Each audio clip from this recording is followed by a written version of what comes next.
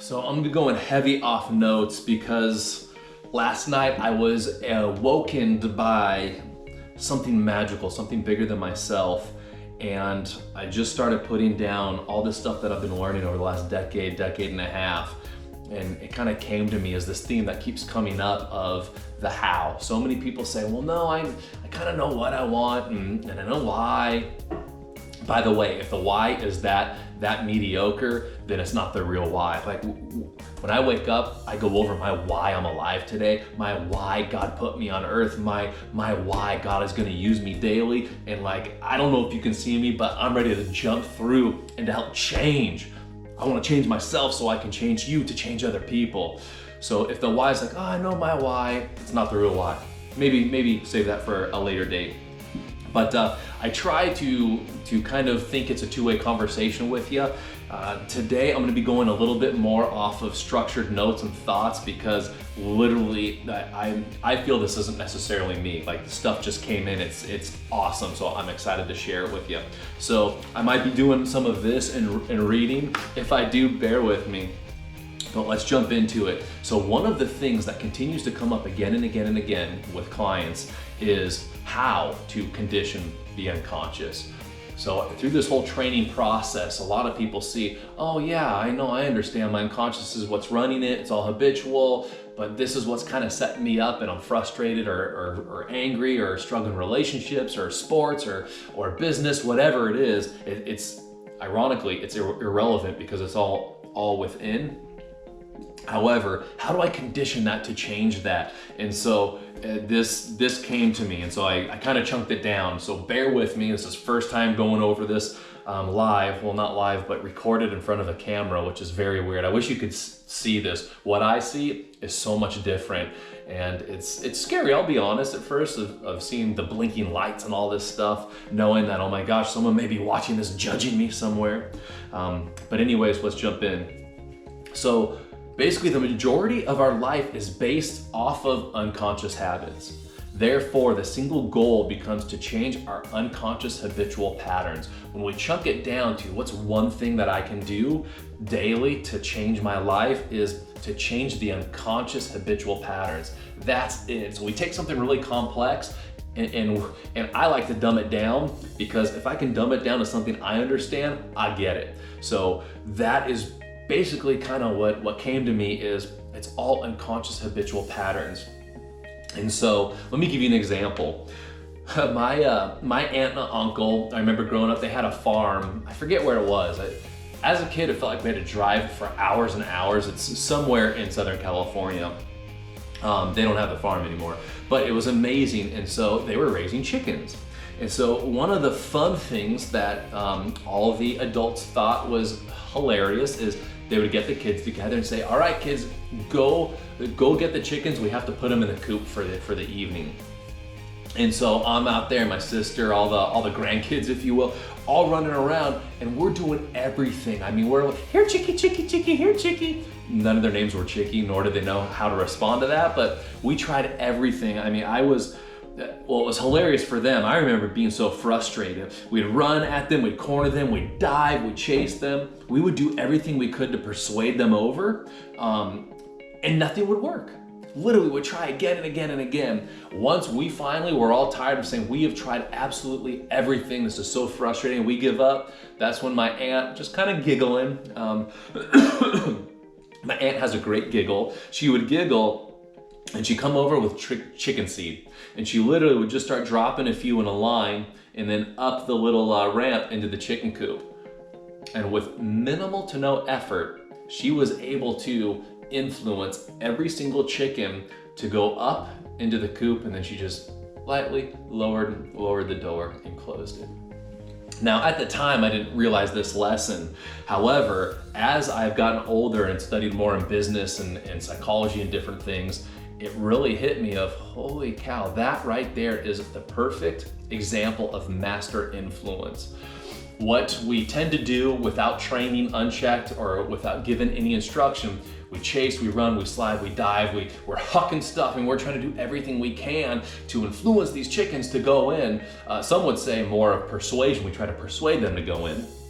However, she was such a master influencer. By a few little drops of seed, they'd go right in. And so how many times have you seen or even had a situation like this? Seemed so difficult at first, and you used so much energy that you just kept pushing and grinding and pushing just to get it done, only later to find out there's a much easier way to do something like that. There's a much easier way to get the same solution you're looking for. And so we all have, right? I mean, I'm sitting here, I just gave you an example. I'm sure a couple popped in your head. That's what we call the learning curve. So where we want to change this is by shortening the learning curve and ensuring we don't keep relearning the same lesson. I don't know if you're like me, I tend to go, I really want to learn this lesson. I got about 7 or 8 more times until I finally figure this out. I'm getting better at that. However, the whole goal becomes shorten the learning curve. And so behind it, that's where this aha moment came to me, and it woke me up, and I'm thinking, holy cow, our minds are like those chickens. We don't know which way they're gonna run, peck, scratch, escape. You get the point, right? So when we're trying to cage it by chasing, or if you will, reacting, of just going ahead and full reactionary, it's chaos. However, when we condition it through the daily seeds, little play on words, we'll get there shortly, you actually become the farmer and learn how to influence the mental chicken. I know it sounds crazy, so we can frame it back to your unconscious. However, that's how we learn how to influence ourselves. So there's a powerful saying that stemmed from the military, and it's this. And I just did a video on this. We do not negotiate with terrorists. I don't know about you, but often, more times than not, my mind becomes an internal terrorist. It literally begins to sabotage or cut me down or harm me. And so I have developed ways that I no longer will allow myself to negotiate with myself. Now, I don't know about you, but looking around, I would think, man, this guy's done lost it. He's crazy. He's talking about not negotiating with himself, by himself, for himself. Yes. We can disengage from any conversation in life. I think they even call it ghosting now, where you just stop returning texts or calls and you ghost them. We can't do that to ourselves. The unconscious mind is running 24/7, and when it goes unchecked, it gets out of control. And so this lesson of not negotiating with myself really keeps coming down. And so I had to frame it in, you'll see in these videos, if you haven't noticed yet, is I'm really big on chunking down and getting to the tools, taking something complex, making it very simple, and the tools to actually implement it into the life. So the first part we want to understand is that our presets are backwards, because we're still operating off that 2 million year old brain that's seen everything in life as kill or be killed. Once we understand that, we can kind of release that part of why we get so frustrated of, oh, why? Who was it? Was it the refrigerator? Gosh, way back in the day, football player. I remember reading a book on Jack Tatum. Oh, he actually is the guy who got me involved after watching his films into football. Another story, another rabbit hole. But the refrigerator, because every time he yelled hike, he would initially blink. And so he thought, if I can train myself not to blink, I will have that 1/100th of a second edge on my opponent. So in this book, he literally would open his eyes and keep poking his eyes until he reprogrammed himself not to blink. Now, I don't suggest that, because if something flies in your eye and you don't blink, now you're screwed. But talk about breaking something down to simple, doing repetitive steps again and again to get the desired outcome. That blew my mind. But we understand that is the brain we're working off of, so it's gonna take some work. So we create patterns where there are gaps in order to resolve the picture. I'm gonna say that again, because that one's important. We create patterns where there are gaps in order to resolve the picture. So this is why so many times we look to resolve first before deciding to commit, and that ultimately leaves us hurting.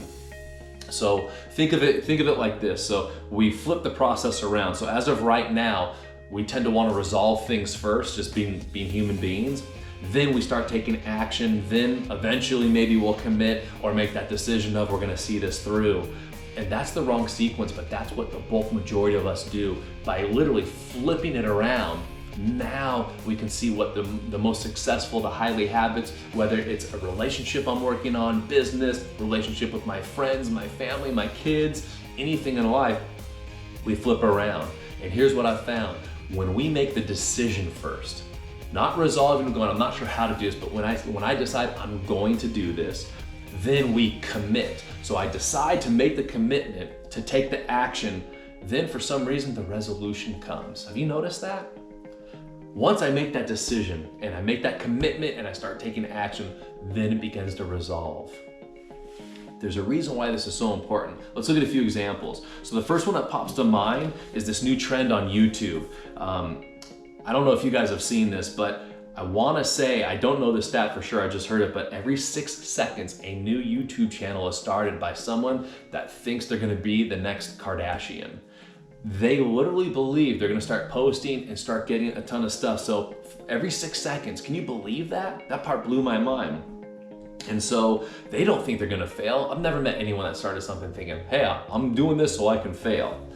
So they think they know everything they're gonna do, so they start taking half-assed actions. Here's what I mean by that. They post 1 or 2 videos, and over a week, they're either no views or a few views, or maybe even they get 1 thumbs down or 1 dislike. And so literally they give up. They stop because they thought they resolved everything first and they took the action, but because they didn't have the commitment and decide to make that commitment, they give up. And so they resolve to take action, but they never hit that non-negotiable decision aspect that we're talking about. So for someone that is doing well, once they see there is more to resolving the issue than meets the eye, they try again and again and again and again until ultimately they climb the ranks and start getting views simply because of momentum. That's why the decision first is so important, especially in this whole workshop we're doing. Once I make the decision, then I know I'm gonna commit to back up that decision. Then I'm gonna take daily action and massive action. Not saying it's gotta take the whole day, 15, 20, 30 minutes, it's up to you. But by taking that action, then the resolution starts. That is when the metamorphosis changes us. That's when it starts. So another tool I wanna share with you is something that John Wooden, now most guys know who John Wooden is, but for those that don't, he's arguably one of the best and most winningest coaches in any sport in the history of sports. He was UCLA's coach. Anyways, this is something that he passed down. So I've been lucky enough to work with a few of his athletes from way back in the day, and they shared this story. So this is basically just me giving information to you that I got from working with these guys. He had 2 core teachings, and they were based off of fundamentals and mind training. So day 1, he'd have every athlete, doesn't matter if you were a high school star, #1 in the nation, once you came into his gym, he made you sit down and take off your socks and shoes, and his whole thing was super fundamentals. People are always looking for the silver bullet. His thing was, we're gonna do fundamentals. If you don't know how to put your socks and shoes on right and you get blisters, it doesn't matter how much skill you have, how awesome you are, it's all for naught and leaves you really hindered. And so that was the first lesson, the fundamentals. Second lesson is, actually let me jump into using that fundamental approach. So we're gonna wanna understand the core issues of how the unconscious works and 2 of its primary tactics that lie to us, which is speed and secrecy. So there's a wonderful tool called self-interrogatories, which is basically like journaling out loud, if you will, with the sole purpose to slow the brain down to expose that lie. So we're gonna kind of get into the nitty-gritty stuff, the actual work.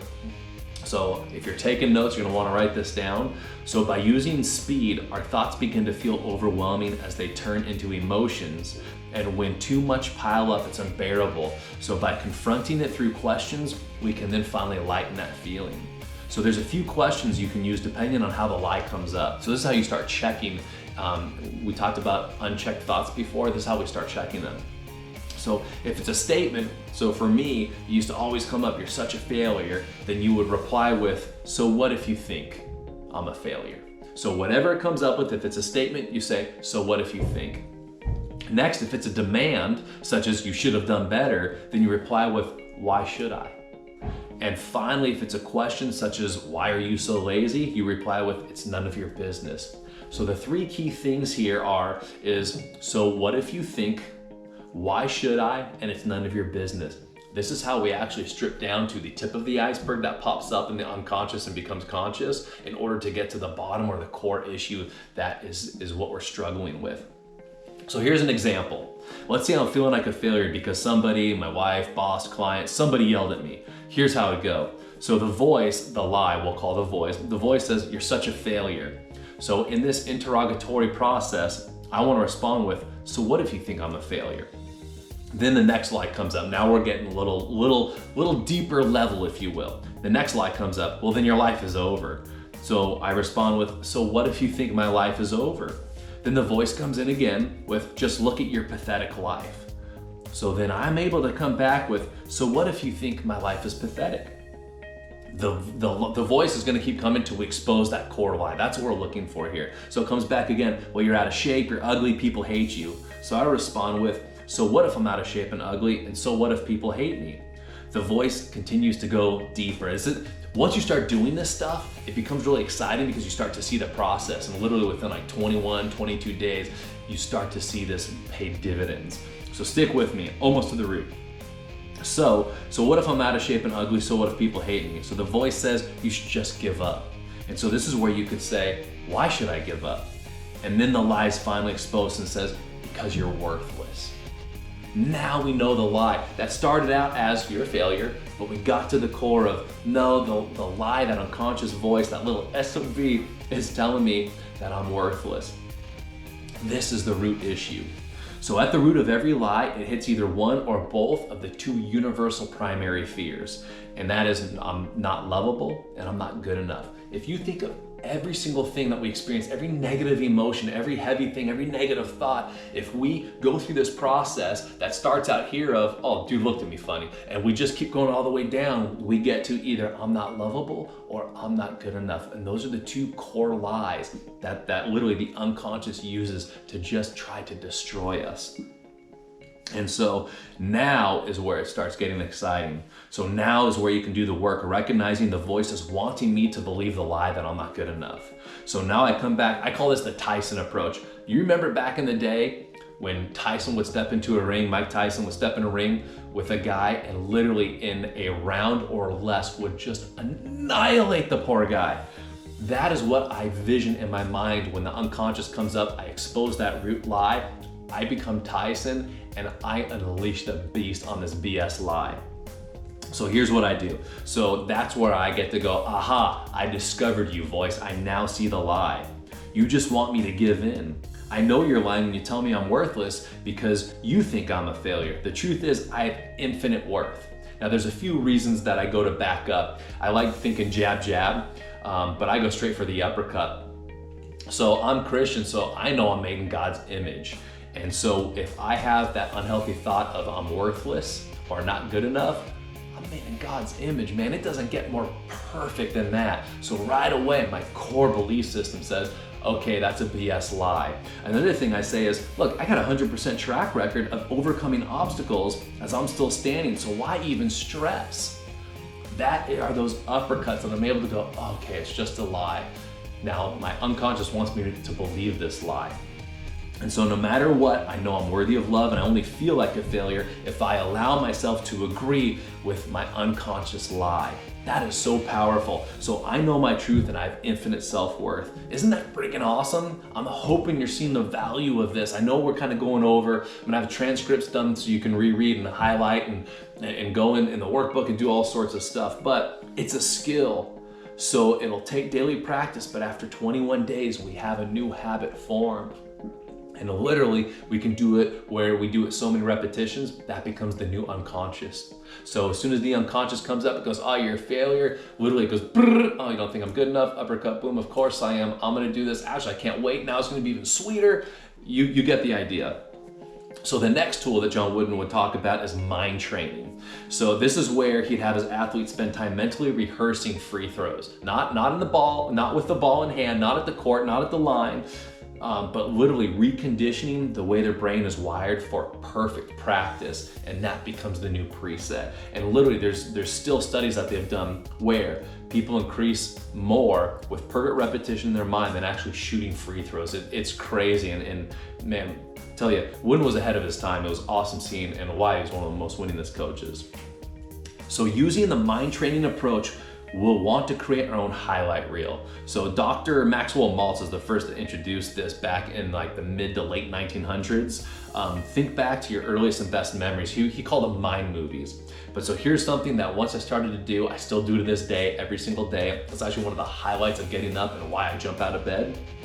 So an example of this for me is earliest memories. I can remember, I don't know, I was maybe 6 or 7 years old, and I'm body surfing down at 54th Street in Newport here with my grandpa and my mom. Like when I go into state, I won't go to full state roll, maybe I will. I can literally feel the water around my body. I can taste the salt. I can feel the sun. I can hear my mom yelling, yeah! I hear my grandpa, and as I swim and body surf, there's my grandpa going. Like, it becomes so vivid. That's the type of mind training we're talking about. Not, oh yeah, that was cool, but literally of being there. And so I can feel all that. The memory is so incredible to me. So then I have about a dozen other best memories throughout my life, from my first memory as a kid all the way to current. Here's another cool part, even future memories.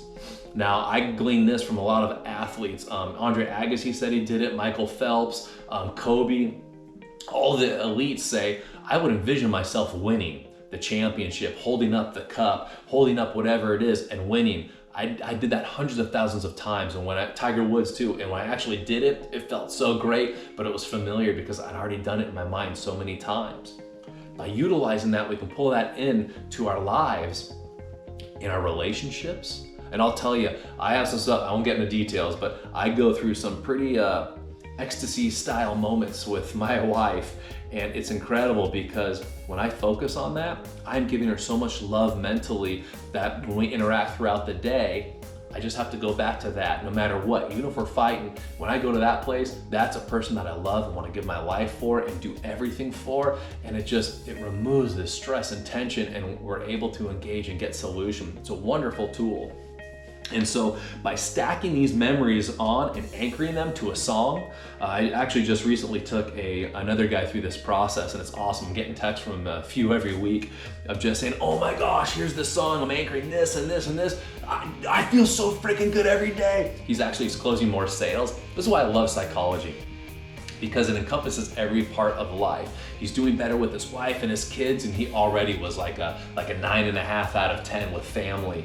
His business is doing better, he's getting more clients. I mean, he's crushing it right now, which is so awesome. But most of it comes from stacking these great memories on top of each other, one after another, and you anchor it with a song that gets you into the zone, and this becomes your pre-game, if you will, or your pre-life. When you wake up, or pre-day I should say, when you wake up, you do this, you are so ready. So what are some takeaways? So takeaway that if you truly put in a few minutes each day for yourself can change your life. That's how powerful this is. So really we went over 3 things, but I want to make it really clear so you have daily actions you can do. Number 1 is apply the framework. We talked about making the decision so you can then commit 100% for daily action, and then the resolution will come. So anything that may seem daunting, we go from decision to committing to action and then resolution, instead of doing it the opposite way that most tend to. Number 2 is using the self-interrogatories to expose that speed and secrecy of the unconscious lies, and coming in like Tyson, knowing that, hey, this is BS, I'm not attaching this meaning to it, this is what the voice wants me to think, we're going this way, and here's the reason why. And number 3 is use mind training to go through your highlight reel each day. A song is what, 2 minutes? Can you imagine spending 2 minutes in just this pure joy of the best memories from earliest childhood memory to now and even to the future? Another one that I do is, my daughter's 8 years old now. I literally am walking her down the aisle, and that's one memory that I love of just her future wedding and how great it is in the next probably 40 or 50 years. You dads of daughters out there, you know what I'm talking about. But it's just this great future memory that will come to pass someday. But it's that type of stuff that literally breaks the cycle, that helps condition the unconscious, and after enough repetitions, your emotional and mental gravity starts to shift. and it goes from this negative place to this positive place, and enough repetitions, this becomes that gravity. So I know I just dumped the whole load on you, gave you a ton of information. The pen was flowing last night and I had to get this down. I would have loved to hear your comments, how you're applying it, the results you're getting. I look forward to hearing from you.